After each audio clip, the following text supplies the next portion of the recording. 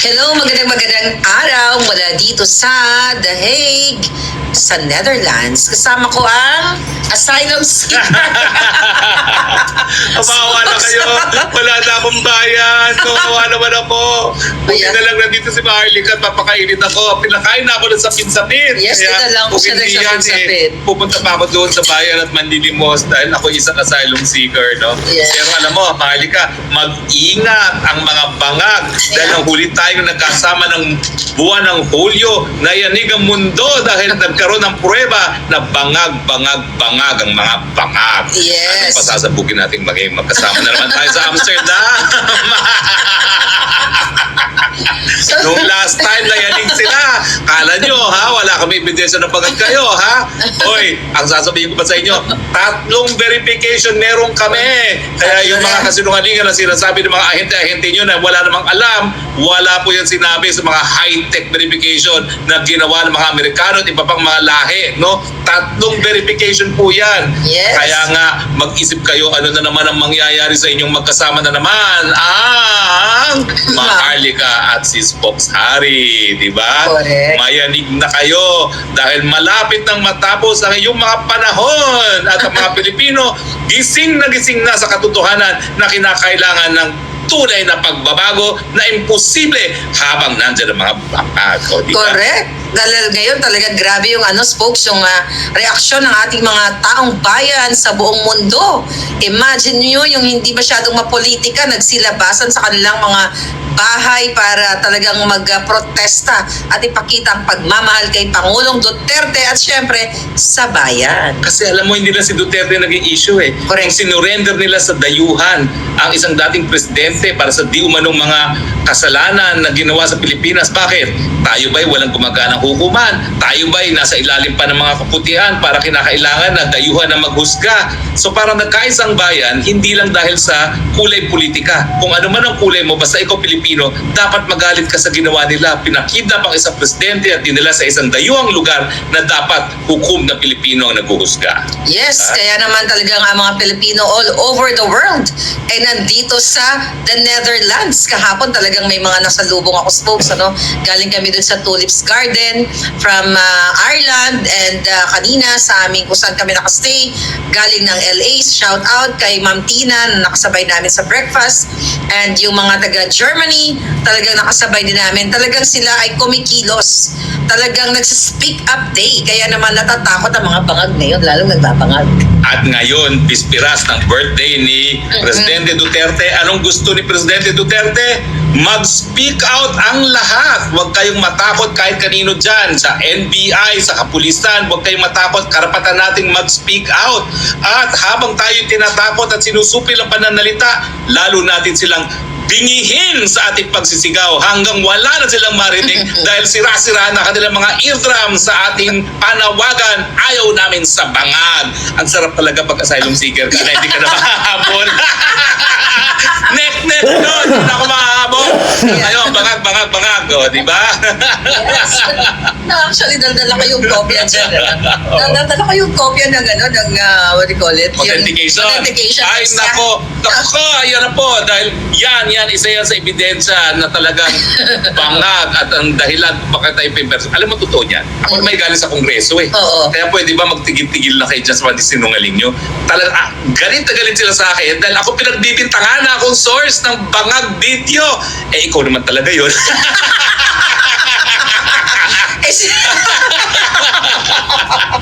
Oh my God. Pero mo, ikaw nag-source, akong ginipit, palibasa, hindi ko nila mahabol. Well, meron na po akong insurance against deportation, hindi na ako mahahabol. Correct. Speaking of that insurance, folks, kumusta naman ang proseso sa iyong pag-apply nga ng asylum? Kasi maaaring yung mga kababayan, mga ibang, sa Pilipinas na nagsisik or naghahanap sila ng mga bansa na pwede nilang pag-apply ng asylum, makabigay tayo ng impormasyon. Well, ano ba naging steps mo? Alam mo, hindi ko akalain. Okay. Kasi sabi nila, wala naman daw kulong. Totoo, walang kulong.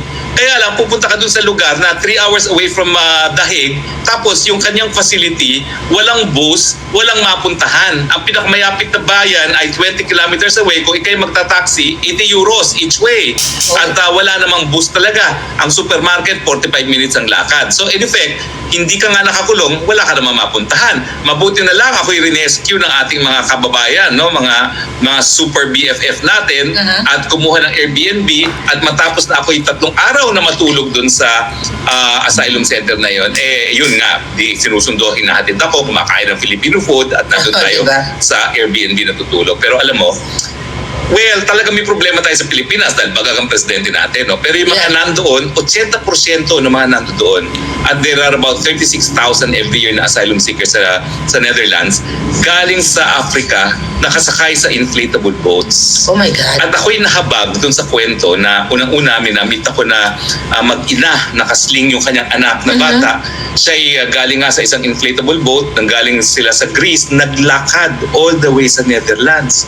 Pero ang sa pinaka-nahahabag ako, 15-year-old na taga-Africa din, 8 sila na nagbayad doon sa inflatable boat.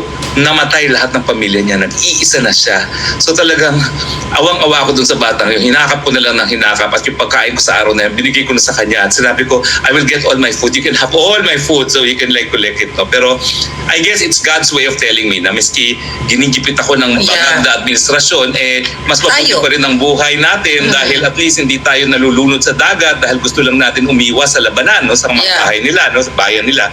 Kasi, nako, Binabangag na tayo. Oo, binabangag tayo ni Bangag. Anyway, kasi ang asylum ngayon, hindi lang doon sa pagtakas sa political persecution, yung mga umaalis din sa mga lugar na mayroong labanan na nangyayari. Teka muna, so lahat mga nakasama mo, majority pa sa kanila, politically persecution yung mga cases? Majority tumatakas sa labanan, mga Africans, mga Syrians, mga Afghans. Yung naging roommate ko doon ng 2 araw, 15 years old siya, mag-isa siyang lumuwas ng Europa, no? Dahil nga pilit siyang rin-recruit ng mga Taliban, no? At saka iba yung pananampalataya sa Islam, yung kalaban ng Taliban, no? At dahil gusto iiwas ng pamilya niya yung roommate ko sa pagiging Taliban, pinadala nila lahat ng ipon, pinadala nila. Nakakalungkot doon, 10 years ago na siya dumating ng Sweden, hindi siya nabigyan ng asylum dahil ang kwento doon is yung una, in-age test siya, 3 months older daw siya, pero 15 years old and 3 months. Hindi nabigyan. Tapos 2021, nag-apply na naman siya, tinanggap ang totoong edad niya, hindi naman tinanggap na siya ay tumatakas sa mga Taliban. So ngayon, itong nakakatawang kwento. Nahuli siya sa Schiphol, galing Sweden, ang gamit niya, Philippine passport. Saan niya nakuha? Hindi peke, genuine. Yung pala nakaw. By the time naglanding siya sa Netherlands para sa lipat na eroplano, na-report na ng Pilipino na nakaw yung passport niya, nahuli siya, kinulong siya, kaya siya humingi ng asylum. Kaya nga sabi niya, what are the chances na ang roommate ko, Pilipino? So kung sino man yung nawalan ng passport, sorry na lang, pero nahuli din yung kumuha ng passport at gumamit ng passport at nakulong pa. No? Pero spokes, nagkaroon na ba ng initial interview sa'yo? Anong mga... Well, nagkaroon na ng interview dyan. Ang susunod na interview, matagal pa. Sabi nila, 6 to 66 weeks. No? Pero importante kasi, yung pag-apply mo, you're already protected. Proteksyon na hindi ka na ma-deport doon sa bansa na tinakasan mo, no? O sa Pilipinas. So kahit ano pang gawin nila, mag-red notice pa sila, mag-extradition pa sila, wala na silang magagawa hanggang hindi matapos yung application. 1 year and a half ang kanyang duration. Mali mo, no? Mali mo, wala na siya mga weeks from now. Sana nga next month wala na no? Malay ko ba kapag next month wala na, uwi na ako, no? Alis ko naman ang asylum kung wala na dyan, no? Ang mga nang aapi, no? So, but anyway, yun naman po yung importante ron. Ngayon, talagang napaiyak ako nung pumipirma ako. Kasi yung pagpirma mo sa application at pagtanggap ng application, doon ang nagbibigay ng protection. Napaiyak talaga ako. Hindi lang iyak, hagulgol. Kasi sabi ko, 6 at kalahating buwan ako tago ng tago dyan sa mga bagang dayan. Ngayon, wala na silang magagawa sa akin. At alam mo, yung nag-i-interview sa akin, inakap ako. Dahil talagang Wow. grabe yung hagulgul ko na talagang for the first time hindi na ako kinakailangan magtago. No? Alam mo naman buhay ko, nagko-costume, nagpapanggap at ngayon, darating ang panahon, papakita ko sa inyo kung ano mga itsura ko. No? Ako yung nagtatago sa mga bangag. Ay, Yeah. ako, ngayon hindi na ako kailangan magtago. Bahala kayo sa mga buhay ninyo. Yeah. Na ako may karapatan na ako bilang asylum seeker. Yes. So, ano ba yung mga balita dun sa Pilipinas? Kasi, balita from your friends, talagang, alam ko naman na hinahunting tayo pareho, hindi lang ikaw. Dahil Mas matindi ka. Diba? Ikaw gusto ka nilang gurgurin. Yeah, Oo. may assassins talaga sila Oo, pinadala. at pinapasok pa sa Amerika ha, at may konsabahan yan sa mga opisyalis natin dyan sa Dahil- Philippine Embassy ha, dahil sila pa nagpapasok dyan ha. Yes. Oo. Actually, kasama nga yan sa mga exhibit ko, no, yung mga ganyang information, mga ebidensyang kinalap ko dahil dyan sa gusto talaga nila akong paggurgur. But ganun pa man, lumalaban tayo kahit saan. Kaya nga talagang wala nang atrasan to, folks. Wala na. Ako dati, maingat pa dahil sabi ko, baka kumatris, BPN pa, at saka kahit paano, hinay-hinay lang. Ngayon, wala na. Bangag. O, di ba? Kaya naman magurgur tayong dalawa. Dalawang pasimuno ng mga kabangagan. Hindi, meron tayong mga Dutch na magpoprotekta sa atin dito, di ba? Yes. Hindi sila po pwede rito. Dahil dito walang diktadurya, dito walang panunubil ng karapatan. Kahit araw-araw tayong mag-rally doon sa place of detention ni Presidente, wala silang magawa. Kahit Mababait yung mga araw-araw Dutch tayo police. magsigaw ng bangag, wala silang magagawa. Dahil pag sila sinupil tayo, merong European Court of Human Rights. Lagot sila to, di ba? Yes, mananagot Oo. talaga sila. Pero spokes, ano yung mga na-realize mo or natutunan mo during that 6 months na nagkatago tayo, kasama na ako dyan, tayong dalawa, no? Na sa mga kabangagan ng gobyerno ni Marcos Jr. Well, una talagang gusto ko maibalik sana yung panahon na bakit ba ako nagpabudol dito sa bagag na ito. No? Talagang sinabi ko, ako, meron din akong ama. Ang ama ko may mga pagkakasala. Bakit ako magbabayad ng sala ng ama ko? Pero siya hindi na natin naisip na for instance, pag nanakaw, nakinabang din siya. Yes. Dahil syempre, nabuhay siya na para siyang prinsipe na di siya nakakasikip na nagtatrabaho. pagkagutom, hindi nagtatrabaho, walang tinapos sa na pag-aaral, and yet limpak-limpak ka sa lapi niya, no? Papulburon lang. Papulburon lang, no? So parang hindi totoo yun. Nasasabihin natin na halibasa anak siya, hindi niya kasalanan. At saka, yun nga Nakinabang sa Oo, pera kasi ng bayan. ang problema kasi Nagkamali talaga tayo doon. Sumunod ako kay Inday Sara, kaya pikit mata. Sabi ko naman, baka nga babaguhin ang kasaysayan ng Pilipinas. Hindi pala, mas malala. Kasi Pero at you'll least, never know. Baka may purpose ang lahat ng ito. well, ang purpose wag na natin lang silang Pabayagan. Wag Yeah. na bumalik kung mawawala. Wag na magbabalik at wag na magbabudol muli. Yes. Talagang ang kanilang mga ginagawa sa bayan, genetic, yung pagnanakaw, yung pagiging diktador, nasa dugo na sila. Nasa dugo na. nila yan. Wala na yan, hindi na magbabago yan. Anong nakikita mo dito na ang dramatization ni Amy Marcos na tinanggal na siya doon sa alyansa ng mga bangag, kesyo hindi na mention yung name niya doon sa last nilang sortie, at itong si Amy parang yung may eksena na pinagkaroon nga ng hearing dito sa Foreign Relations Committee na kung saan parang isang banda yung mga iba gustong papaniwalain na parang more on for PRRD itong si Amy Marcos. Kasi ako, I don't buy that. That's BS. Kasi alam ko for sure na itong si Amy, di ba, talagang hindi niya booking na yung kapatid niya ay bangag. Kasi kung I don't know, kung matatandaan mo, last year ay nangako yan siya through dun sa common friend natin na magsasalita na si Amy Marcos, sasabihin niya sa taong bayan at saka sa kanyang kapatid na si Bangag na mag-rehab ka na muna, magpahinga ka na muna, hindi yan maganda sa taong bayan. Kaya, sasabihin na daw ni Amy Marcos yung totoo na addictos yung kanyang kapatid. So, anong point mo ngayon sa nangyayari ngayon na spokes ng mga drama ni Amy? Well, alam mo to, ako talaga gusto kong paniwalaan si Amy. Alam ko may nagkatatalo pa tayo ng mga panahon na yon, no? Yeah. Sabi ko is, kung talaga namang gusto niyang ang kanyang kapatid, di matagal na niyang tinalikuran si Inday Sara. At naalala ko pa nga yung nagpunta kami dun sa bahay ni Ivy, kung saan nagpunta rin si Bibi Sara isang araw matapos siya magpitil sa DepEd. Meron lang kami pag-uusapan, singin si Amy, no? So talagang, ako talaga, nabola din. Kaya lang, naging malinaw sa akin nung nagkaroon ng rally ang alyansa sa Ilocos Norte at pilit pa niyang pinuntahan yung kanyang kapatid para itaas ang kamay niya. Yeah. Talagang yun, talagang malinaw na talagang gusto lang niya mamangkas sa dalawang ilog. Anong nangyari? Number 18 siya ngayon. Kung siya ay naging consistent sa mulat mula at sinabi niya na talaga na paninindigan ko ang mga Duterte dahil hinayaan naman yung nilang magkaroon ng mapayapang libingan ng kanyang ama, siguro nasa number 5 siya dahil si Bongo na loyal kay Duterte, ayun, number 2, number 1, di ba? Pero namangka siya sa dalawang ilog. Ngayon, hindi na siya makabawi. At ilang buwan na lang, ilang linggo na lang, eleksyon na. Number 18 na siya. Hindi ko naman alam kung talagang ito namang si Bibi Sara kung magpapabudol muli. Diba? I don't think so. Hindi na. Hindi na magpapabudol si Inday. Kasi ilang beses naman sinabi ni Bibi Sara na never again to the Marcos, diba? Ilang beses naman niya sinabi yan Hindi naman sinabi niya yan. Sinabi naman talaga niya yan, no?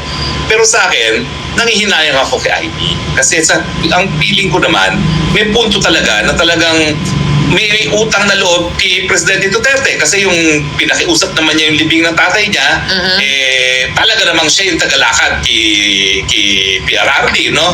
Pero yun nga, dapat naging consistent na lang siya. Dahil kita mo ang Duterte youth ngayon, nakakalampag sa party list, no? Si Bongo, number 1. Kung di siya namangka sa ulo, baka nasa top 3 siya ngayon, di ba?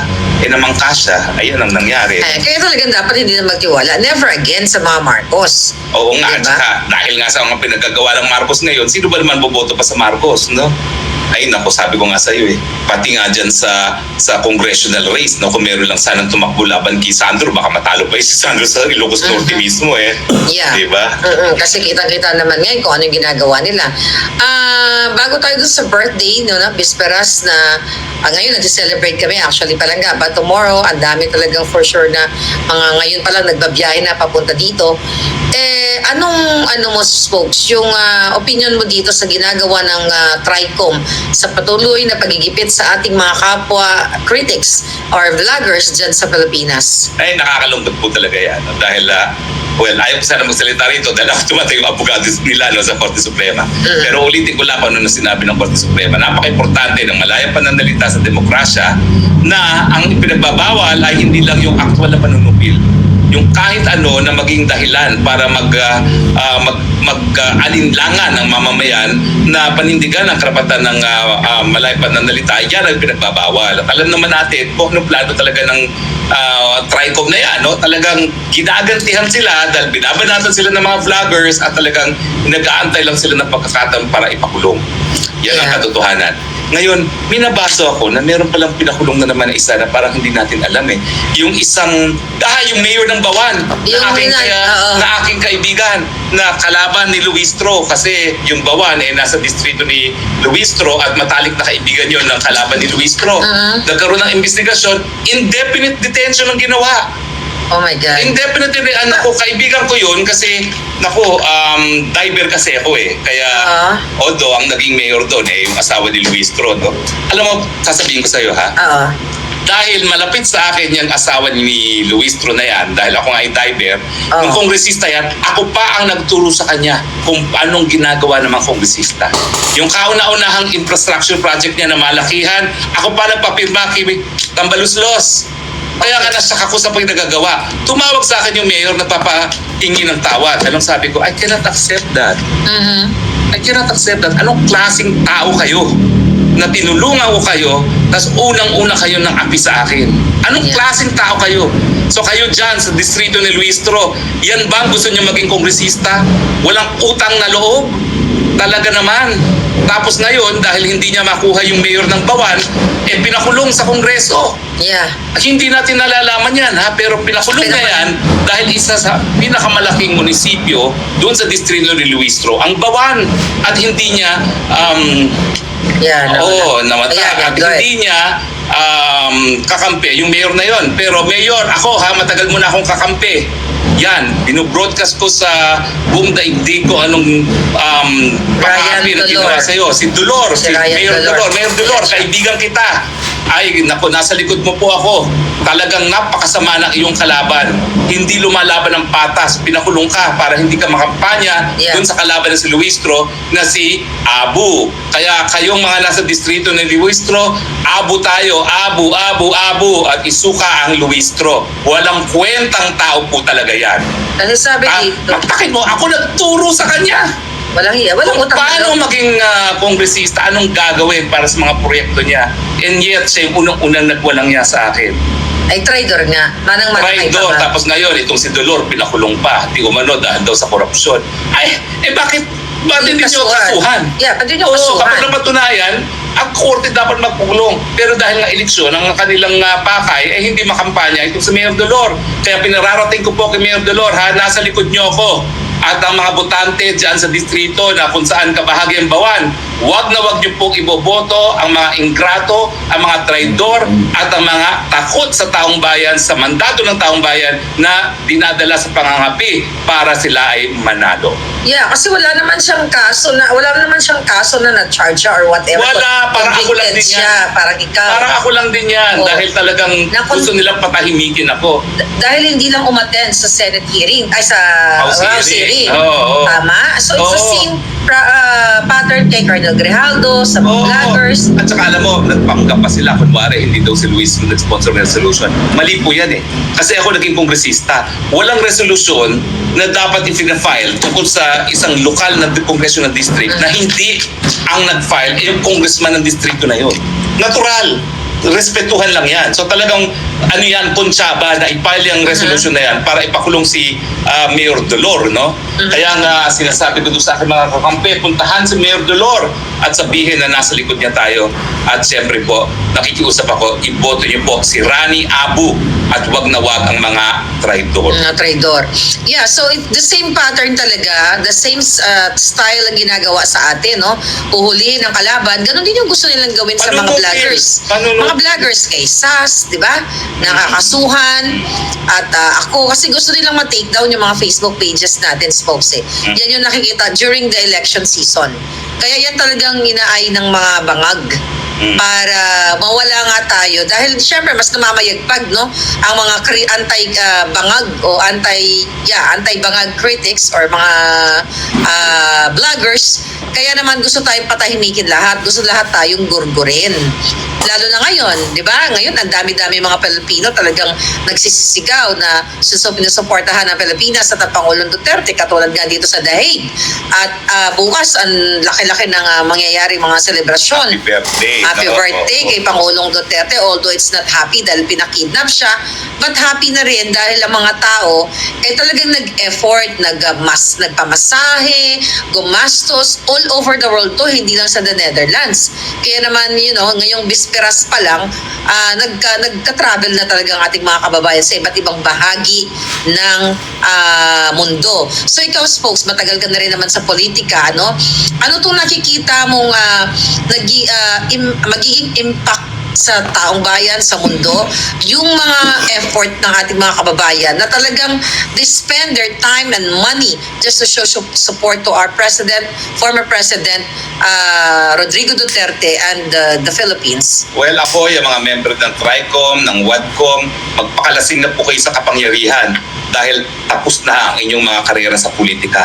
Hindi kakalimutan ng taong bayan kung anong ginawa ninyo sa mga Duterte. Hindi kayo mapapatawad. Lalampasuhin kayo ngayon sa eleksyon. Yan po ang aking prediction. Yang si Luistro na yan, lampaso yan, tutuan kay Rani Abu.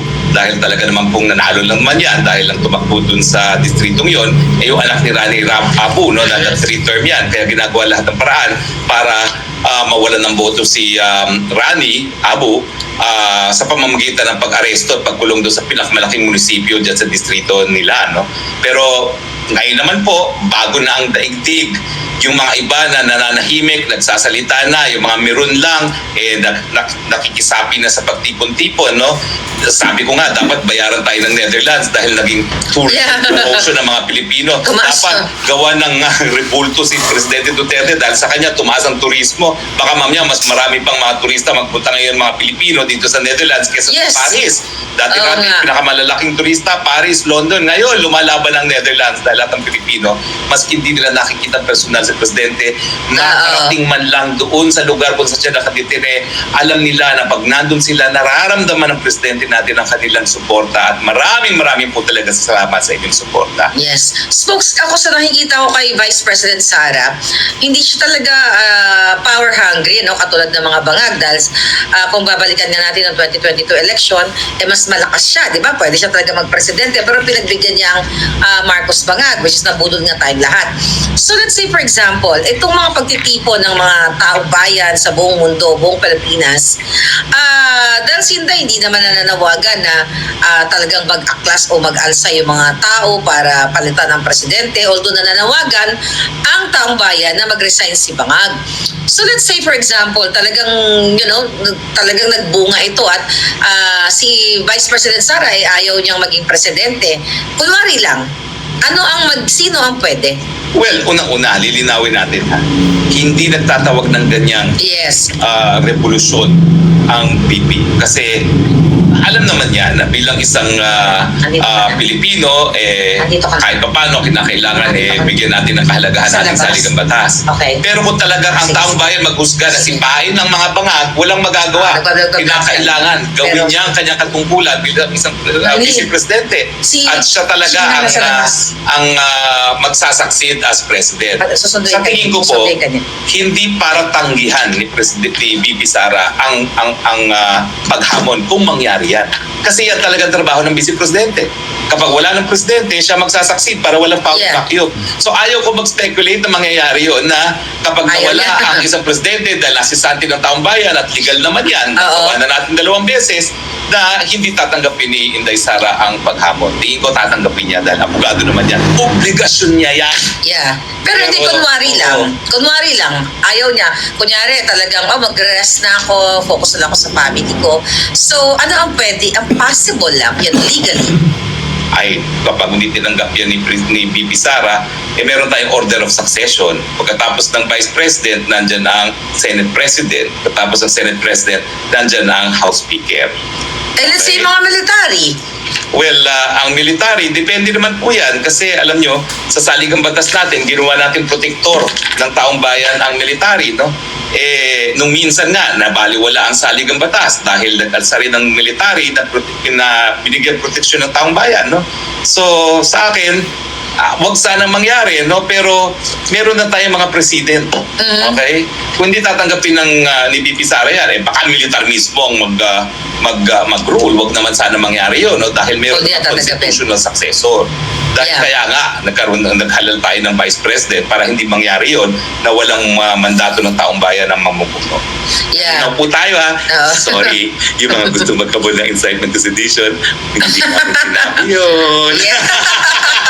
No, yes. Thank you, Spoke, sa magpapaliwanag mo, no? Kasi nga, kaya ako naitanong doon. Kasi, na-meet ko si Vice President Sara. Wala ako nakikita sa kanya talagang gigil siya na, yung bangag, no? Ang nakikita ko lang kay Sara, na-focus siya na ibalik si Pangulong Duterte dahil illegal siya na kinidnap ng Marcos Jr. Sabi nga niya, mag-move on or mag-focus tayo sa ating mga buhay-buhay. Pero syempre, yung mga tao, hindi naman kayang pigilan yan, Inday. Oo nga. Well, ako nga, kumahanga ako sa kanya na habang iba ay talagang naglalaway sa kapangyarihan siya, parang ayaw na niya, parang gusto na lang niya manahimik. Pero sinasabi rin nga niya, pinasok ko ito. In fact, sinabi niya yan sa tatay niya kasi nung minsan, pinaparesign siya ni PRRD, hindi lang as Deputy Secretary, kundi as Vice President din. Oh, wow. Ang sabi, ewan ko kung nasabi ko na sa inyo to ha, pero ang sabi niya, di ba tinuruan mo kami na kapag kami nanumpa sa katungkulan na gagawin namin ang katungkulan namin, lalong-lalo na kapag kami hinala ng bayan, gagampanan namin yon. Bakit ako mag-resign as Vice President? Hinalala ko ng taong bayan para dyan. True. Pero ngayon talaga nakikita ko na napakahirap ng lagay ni Bibi Sara dahil in the first place, ayaw naman niya ito talaga. Mag-file na nga siya na ang tatakbuhan lang niya mayor, nabudol ng isa. Na Nabudol kailangan, nabudol ng isa na kailangan tumakbo siya. Otherwise, hindi niya matatalo yung taga Bicol, no? Totoo naman dahil kung hindi siya tumakbo, abay, baka Leni Robredo ang presidente ngayon at hindi Marcos Jr., no? Yeah. So, mahirap ng lagay niya na talagang ayaw naman niya, nabudo lang siya, tapos ngayon meron pang issue na baka naman naglalaway sa posisyon kaya nangyayari ito. Hindi po. Ang mga pangyayari po ngayon ay dahil galit ang taong bayan. Manhid na talaga kayo na hopeless na pagkamanhid kung hindi nyo po nararamdaman ang galit ng taong bayan. Yes, kaya naman talagang ang taong bayan ang kikilos. Hindi natin kailangan kumilos actually. Okay. Dahil taong bayan, ang talagang nagpapahiwatig na sukang-suka na sila sa gobyernong Bangag. Pero kung Tekes folks, ang tanong ko sa'yo, I don't know kung nakatanggap ka ng mga emails at mag-ingat ka. Kasi kami ni SAS may natanggap kami na email, which is video message, na kesyo ito daw ang mga kapulisan ay gusto ng sukang-suka na sa gobyerno ni Bangag. So it's like an inciting to sedition video na pino-forward sa amin para i-share namin, ang tawagan namin ni SAS dyan is the name fake news.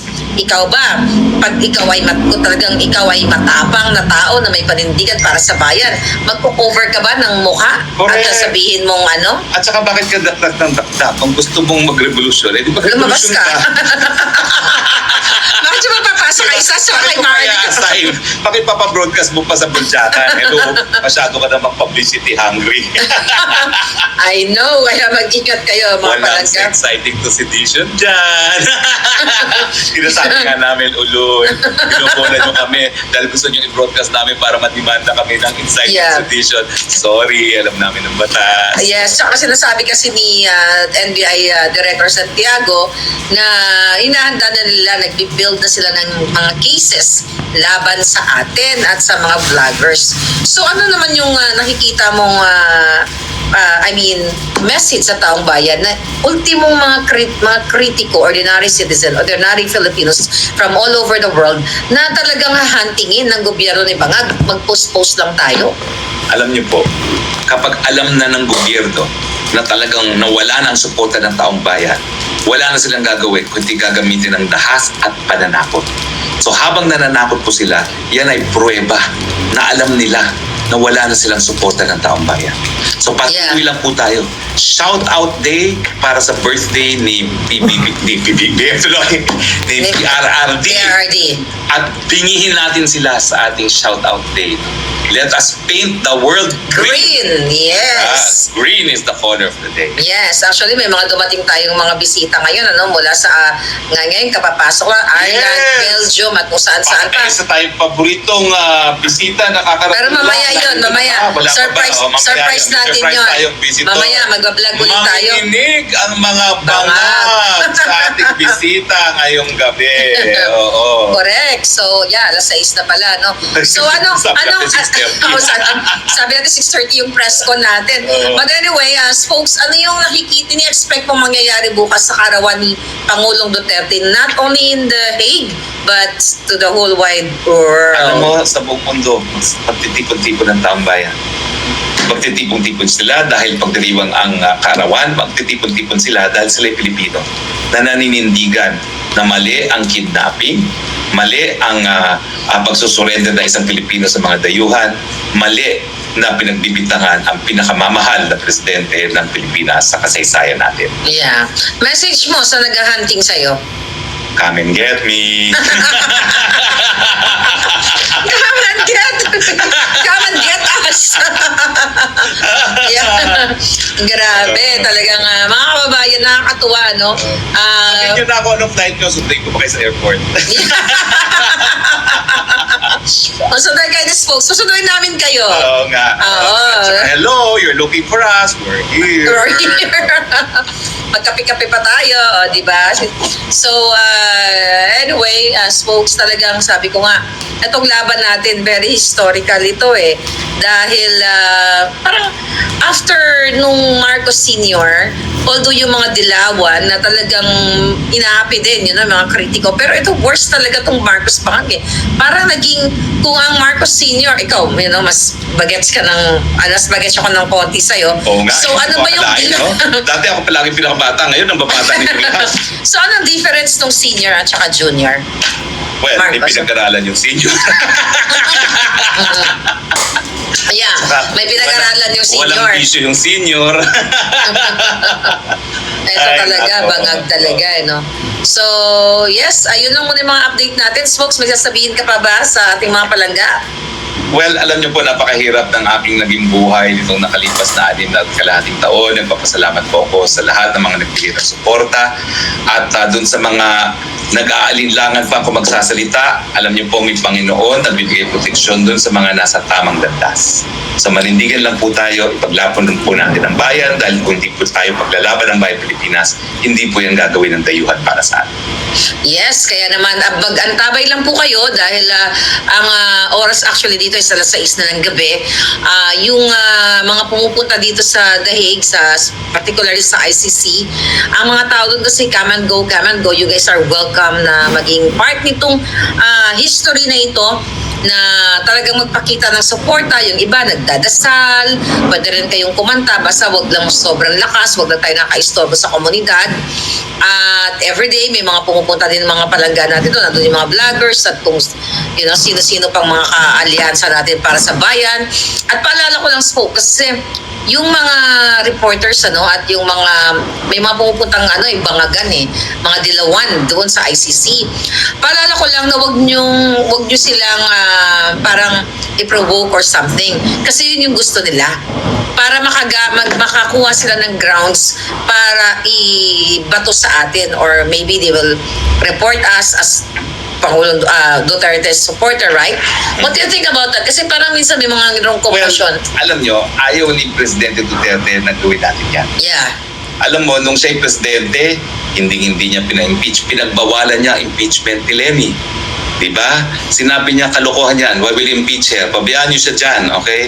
At hindi siya nag-isip na, mangbenga ng kahit sino. Mangbenga, oo. Pwede niya ipinakulong si Noynoy Aquino at ang kanyang mga kaalyado. Walang ganong inisip ang Presidente Duterte dahil ang inisip niya, daming problema rito, poproblemahin po That's pa true. kayo. No? So, wag niyo na pong gawin yan dahil hindi po yan gagawin ni Presidente Duterte sa kanila. Yeah. Bagamat, welcome to the Netherlands, Leila de Lima. Yeah. Welcome kang pumunta dito bukas sa birthday. Yes, magkita-kita tayo. O, at papakitaan ka naman namin kung Oo. na sibilisado naman kami. Kaya lang, Oo. hindi ka talaga mahal ng tao doon bukas. Hindi talaga kayo mahal ng tao. Sabi ko Oo. mga Spokes kanina, imagine mo, ito kung ako ay hindi ko gusto ang Pangulong Duterte o let's say kung sino man kinikriticize ko, hindi ako mag-spend ng time and money para to travel, di ba? Pero sila, they spend their time and money to travel Oo. dito. Alam niyo, mga walang sweldo yan habang nagpupunta sila rito dahil bukas, araw ng trabaho, talaga nag-leave. Nag-option sila na wag nang magsweldo. Tsaka ang layo ng mga pinanggagalingan. Hindi lang naman dito lang yan sa Netherlands from all over. Yeah, I mean si De Lima, tsaka yung mga bangagan na supporter. Kumbaga, kung ayaw nila kay Pangulong Duterte, bakit pumupunta pa siya dito para gumastos ng pera? Kasi alam niya na walang boboto sa kanya dahil siya ay number 1 kalaban ni Duterte. Kaya kumukuha ng eksena, Gumagawa ng eksena. Yung mga dilawan pa na diehard para bumoto sa kanya. Pero alam mo, ang issue dito hindi na Duterte Marcos. That's true. Ang issue na dito, Filipino at dayuhan. Yan ang talagang tunay na issue dito. Yes, kaya naman mga kababayan, nandito lang kami ni Spokes na maghatid sa inyo. Baka magbalik kami mamaya at may bago na naman tayo pag-uusapan at may mga bisita tayo mamaya ng bonggang-bongga. Ito po si Maharlika at si Spokes Harry. Yung Spokes ng Bayan nagsasabing, advance happy birthday to you. Happy birthday to you. Happy birthday, Tatay Digong. Happy Happy birthday to you. See you. See you sa ICC tomorrow. Bye. Alright, so magbababay na ang dalawang